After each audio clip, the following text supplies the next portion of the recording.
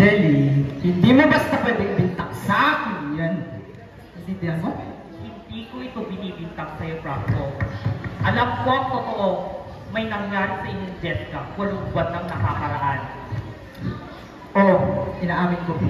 Pero hindi ibig sabihin nun, Jelly, hindi ako sigurado. Sigurado na, Franco, alam ko ang totoo. Pero, totoo na yan. Totoo ko.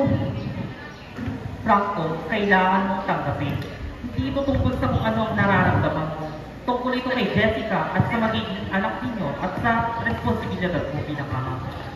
Hindi ko alam kung makakaano mo, Jelly. Para bang tulungan mo ko? Sa ngayon, Franco, ikaw lamang ang makakatulong sa sarili mo. Andito lang naman ako para suporta ko yung dalawa. Ang kailangan mo lang ay magpakatulong sa sarili mo. Kay Jessica, di ba? Kaya tulungan mo, nagmamakaawa.